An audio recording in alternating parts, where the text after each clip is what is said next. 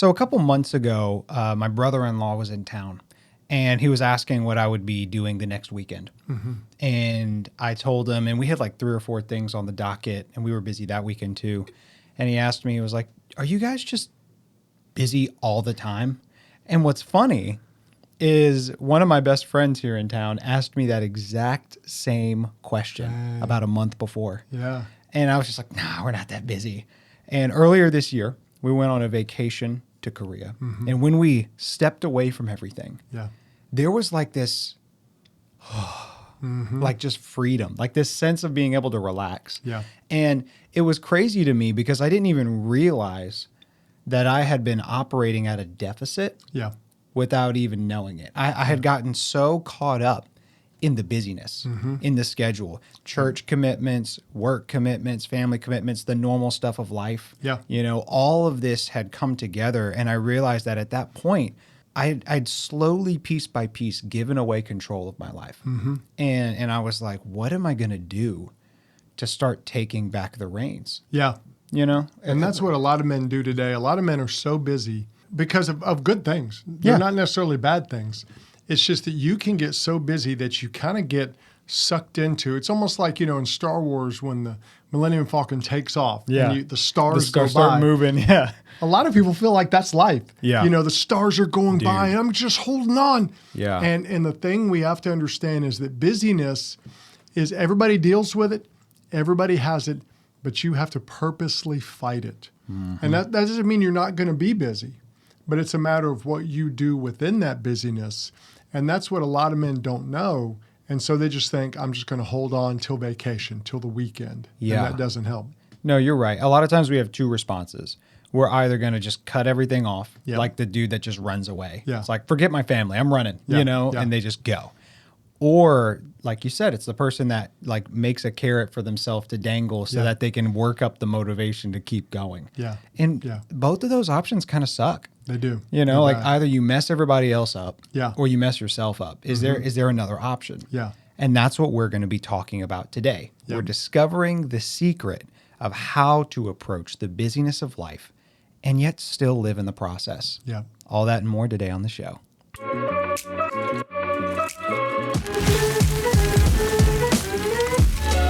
This is the Thriving Man Podcast with David and Reese Maxwell.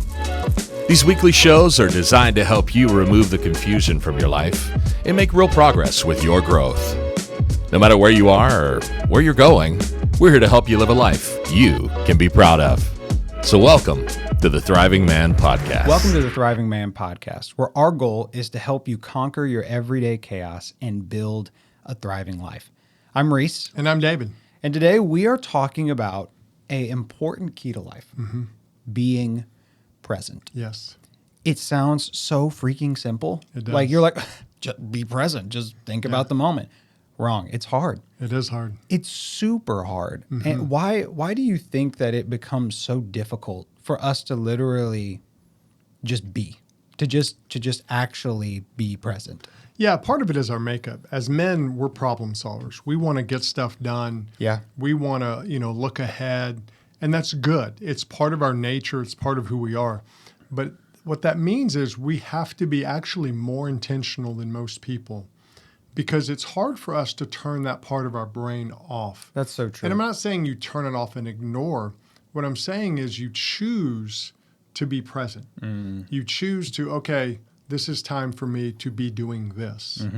And it comes out in different ways. And a person I think of, a show that we love, Uncle Iroh, who is the MVP. He was the man. He's from The Last Airbender. The animated series. Of course. We don't talk about the movies. We don't. What movies? Yeah, we don't discuss them. But the animated series is the best. And Uncle Iroh, I think in a lot of ways showcases what it is to be present. Yeah. He just wants to sit with a glass of tea and talk with you. Yeah. And what we can do as men is not just think, oh, one day it'll slow down, because that's what a lot of us do. This weekend, if I get to the holidays, my vacation. But a lot of us fill our vacation with so much stuff, we don't even slow down then. True. Go to Disney for vacation. You're not slowing down. You're going to be more tired afterwards than you started. Exactly. 100%. Well, that's like we were talking when we were on our cruise a couple weeks ago. Yvonne and I were talking about how there's vacation and then there's trips with your kids. Because when your kids are little, yes, it's a vacation for them, but as a parent, a lot of times it's a lot of work. Maintenance mode. You got to hang until your kids get older. It's still fun. You still do it, but it's different. It's not quite the restful, hey, let's chill. You know, if your kids become teenagers, they can take care of themselves. You get a little bit more chill time. Right. But what we have to do is we have to be intentional about being present. And it takes a lot of work. And you say, oh, great, you're going to give me one more thing to do. But it's kind of like the whole being healthy. Eating right takes work. Exercise takes work. Those things in your life, spending time with God, those things take work. But on the other side, as you do them, you're building a better life. You know, it's just like people who save money. They're putting away $100, $200, $300. Eventually, they're going to amass wealth. When they have wealth, are they going to be depressed that they saved money? No. I don't know anyone who has $1 million go, man, I wish I didn't have $1 million. Yeah, unless they sacrificed something more important. Well, and that's just about it. Yeah, and you want to be smart in how you do it. You don't want to be that guy you talked about in the intro where you just cut ties, I'm going to go live homeless on the street and not have any worries. Well, that's not being present either. So what we want to do is just practice and do some things like Uncle Iro. I love him because no matter what was going on, he had certain habits he did, and those helped him be present. And I think as men, we can do those too. Absolutely. I love that you said that it takes focus and work, that it requires effort. Because, like, think about Iroh's life.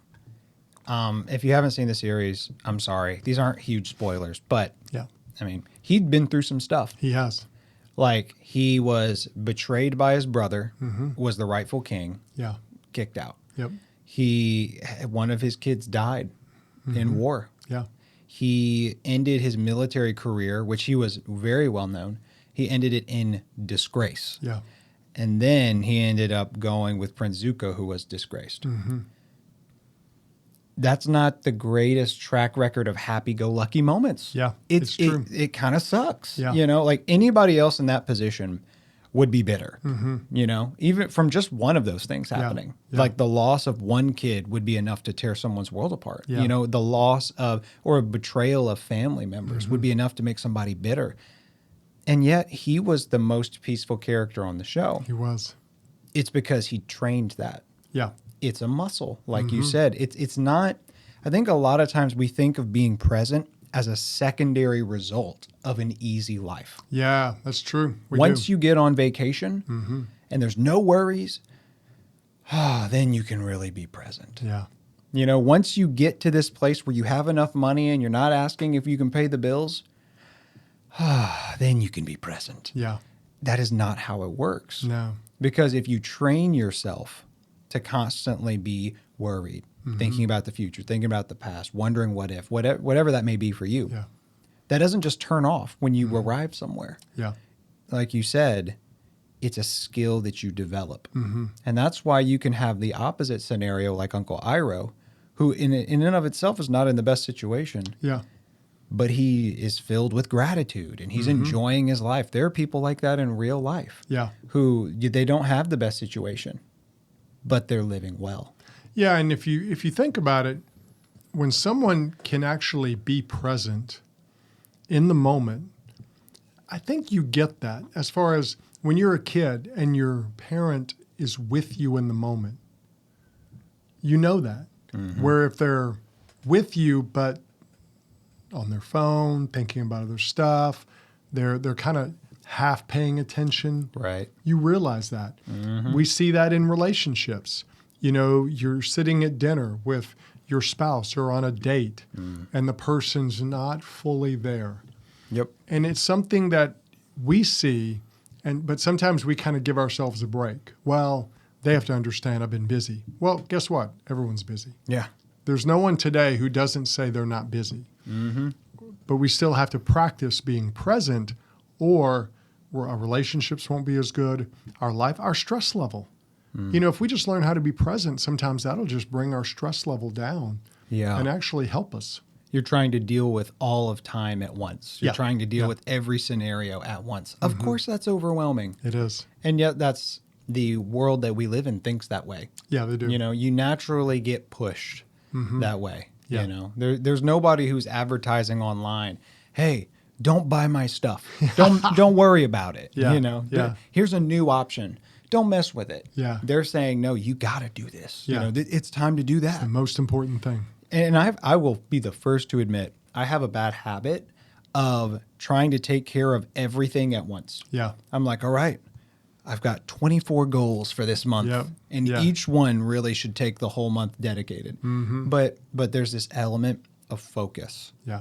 I think that's the word. You know, we're trying to learn, how do I focus on the present? Yeah. Ironically, we have to start with processing the past. We do. We do. Processing the past is a reality that I think all of us have to grab a hold of. And what that means is if you've had a good past or a bad past in your life, you've got to deal with it. You've got to look at it and deal with it, or it's going to mess up your present. It's just like someone who, talk to someone who as a kid got attacked by a dog. And a lot of times if they don't deal with that, they're going to have a fear of dogs their whole life. I know people who, because they watched a movie about a shipwreck, will not go on a cruise. Because they're in fear. Yeah. They're in fear of the ship going down. They drive cars, which has a higher accident ratio than ships going down in the ocean. But in their mind, that's the way it is. And I think for us as men, we got to understand that things happen to us in the past. Good things, bad things. You want to deal with them. Not everything was bad, but not everything was good. The bad stuff you really have to deal with, or it will cripple you. You know, if you get a man who maybe was picked on, so his whole life he's living to get back at everybody, well, then he's not really living in the moment. He's living reactionary. He is. He's stuck as that kid. Yeah. He's never evolved past that. Well, it's the example we give all the time, the Uncle Rico. You know, if you watch Napoleon Dynamite, great movie, Uncle Rico's character always talks about if Coach had just put me in. So what he's doing is he's an older man now, still living his high school days. Yeah. And guess what? We all know guys like that. We all know guys who are living, and some guys it's the opposite. Their glory days were in high school. They were the captain of the team. They were Mr. Whatever. So they're kind of living in that. Well, you know, I used to be big time famous. And they're missing out on the moment. Good stuff could have happened. That's great. Be happy about it. But you don't want to live in that. Yeah. Here's the irony is the past is infectious. It is. If you just let it fester, it never stays in the past. It begins to affect your present. It does every time. And the thing about unresolved past stuff is it usually boxes you in. Well, let's use the example of the ship. Yeah. Cruises are great. Listener, if you've never been on a cruise, go on one. We They're encourage so fun. I love them, dude. Yeah. And if a They're cruise ship awesome. company wants to sponsor the podcast, we'll take you. Yeah, specifically like Royal Caribbean, Celebrity, Disney. Disney, if you want to sponsor us, we got you. Yeah. Anyway, cruises are great.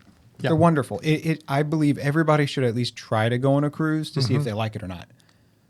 But if your fear and your unresolved past stops you from even taking that step, there's this whole realm of life that you no longer have access to because you have set a line in the sand and said, I'm not going over that.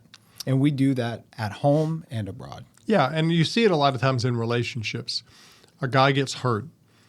Sometimes he gets hurt in middle school, high school, college. Even as an adult, he has a wife who maybe runs off. And that's really hard, and it really hits. A lot of guys never recover from that. They never deal with it. So they get cynical, they get bitter, they don't trust women. They say no woman can be trusted, none of this. So they've really cut themselves off from any future relationships because of the past. And that's something we need to be careful of. And you say, well, what if my wife didn't leave me or all this other? Sometimes it's little things, unforgiveness. You know, you've never forgiven someone and that root of bitterness happens to you. Any and all of those things, good or bad, you've got to deal with them the right way or you're just going to bring them into the present. Yeah. And so it keeps you from learning how to be present. Like Uncle Iro. Uncle Iro had a lot of stuff happen in his life. Yep. That was good and bad. A lot of bad, though. He could have easily just been a bitter old man. Oh, yeah. That most people in that scenario would have been. Yeah. And we would have said, yeah, I get it. Yeah. I'd be bitter too.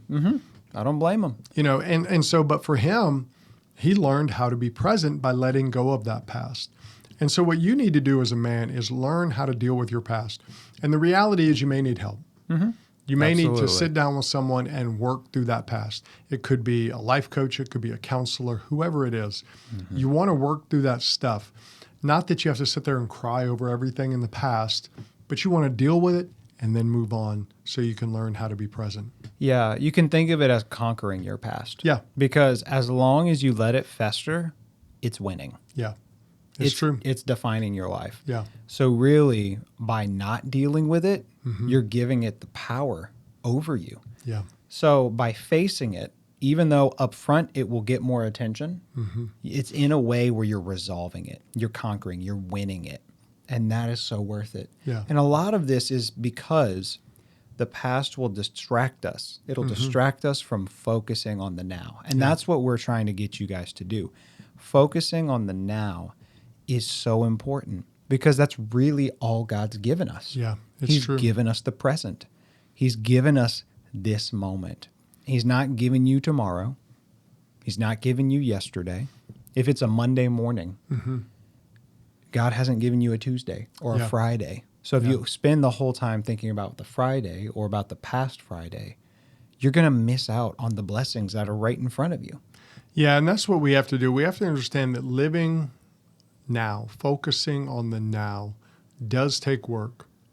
And it does take you kind of bringing your mind and controlling what it thinks about. We all have the ability to do that. Now, sometimes our mind is like an unruly animal, you know, trying to run this way and that way. Right. And so you have to kind of bring it in and say, no, you're going to do this. It's like if you have a dog. You know, there are people who have dogs that are trained that are awesome. And then there are people that have dogs that are wild. They're just crazy. And they make excuses for the dog, but the dog has no training. So what they do is that they excuse it. And a lot of us as men do that. We excuse our ADD. We excuse our mind going everywhere and not being present. And what we have to do is kind of bring our mind in and say, no, you're going to be present at this time, but it doesn't happen by itself. Yeah. Sometimes it takes, ironically, looking at what is distracting you and either getting it on paper so you can look at it objectively or asking yourself a question about it. Like a good example would be money. Let's say you're hanging out with your wife and your kids and you're literally just thinking about the bills. You're just thinking about what you need to do to make money. Maybe you look at that and say, why? I'm with my family. Why do I keep thinking about the money? Yeah. And then maybe you realize, well, I didn't budget this month. So I have no idea where we're at. Yeah. And I'm kind of nervous about that. Yeah. Well, maybe then you can write out, hey, I need to do some budgeting later today or tomorrow or after the weekend's done so that I can get, like sometimes your mind may be telling you something that you need to deal with. Yeah. And you're just you're just pushing it to the side. And that's not what we're advocating here. We're not advocating repressing things. Oh, that's uncomfortable. Let's just shove it down and keep moving. That's what got you here in the first place. Exactly. What we're saying is you don't let it rule you. You're not letting your mind just wherever my mind goes is what I'm going to do. But you are paying attention saying, what is this that keeps popping up here? How do what is this? And it may be a freak thing that you don't even need to pay attention to and just say, nope. But it may be something that's indicating, all right, I gotta handle X, Y, Z. Well, and there's a scripture that says, be still and know that I am God. Yes. And a lot of times in our life, if we don't slow down and learn how to be present, there are prompts going on that we're not listening to. Yeah. And the scripture says that because God's saying, be still and know me because he wants to be in a relationship with us. But a lot of us also have things that like budgeting or things like that. Those little emergency bells that are going off. But sometimes we're so busy, we don't even listen to them. Yeah. Like, hey, I haven't really connected with my wife in a while. Yep. Well, right now I'm busy. I'll think about it later. Or we don't even think about it because we're so busy and we're missing out. And so what we want to do is learn how to be present because we learn how to enjoy the moments and then recognize what's going on and learn how to, okay, I need to deal with this. Maybe it's now, maybe it's later, but we're still, and we have a chance to really know what's going on in that moment. Absolutely, because the whole reason that we want to be present is that you want to live your life. I was talking with a friend the other day, and they were discussing with me how they feel like life has happened to them. That they got pushed in this scenario and then pushed in this scenario, and now, boom, they feel like they're in too deep. And they're like, this isn't what I wanted, you know? Like life has just pushed them along. Yeah. And a lot of guys are in that scenario. A lot of you may feel trapped. You're like, I don't want to be where I am right now. I don't want to, maybe even, I don't want to feel like I do right now. Yeah, yeah. And a lot of that is because we aren't being present. Because here's the irony.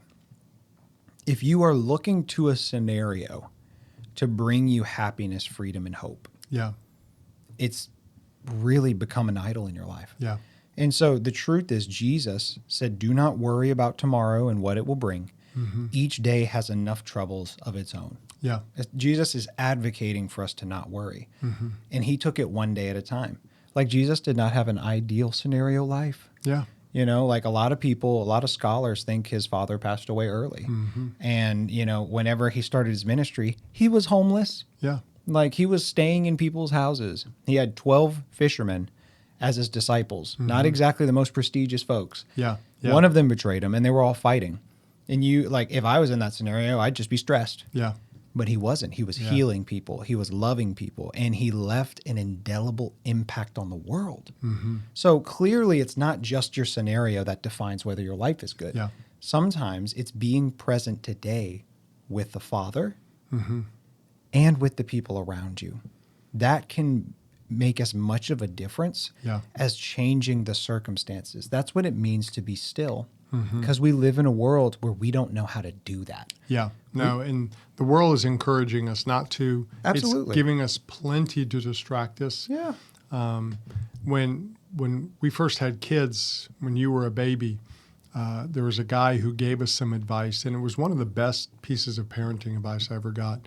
He said, enjoy the age your kids are at the moment. He said, because you either have a tendency to, I can't wait till they're at this age, and you're looking ahead, or I miss their littleness, I miss this, I miss that. And he said, always enjoy the age they're at. If they're a baby, enjoy the fact that they're a baby. If they're, a child, if they're a teenager, enjoy the age they're at. And I think for us, it's doing that with life. Where is life right now for you? It may be a tough time. You may be grinding to make things happen, but you can still enjoy that age. You can still do some things to enjoy that age of your life, where you're at. But you have to make that choice. You have to make that choice to focus on the now and take care of what's going on in the moment. Yeah, Ecclesiastes talks about this. And, for those who have not read it, it is not the most encouraging book all the time. It's really meant to break down a lot of the human ambitions and keep you out of the rat race. But what do they say every once in a while after talking about how meaningless most things are? They say, there's nothing better to do than to eat and drink and enjoy the labor that God has given you under the sun.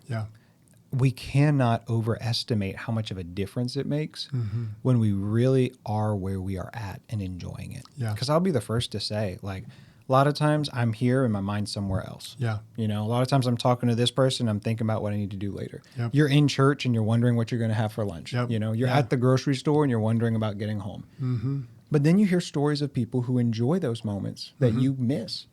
Like, I don't remember what person it was, but they said whenever they took their kids to go grocery shopping, they would play a game. Like they would toss stuff over the aisles to each other and catch it and like throw it in the shopping cart. And if they broke something, they just go pay for it right then.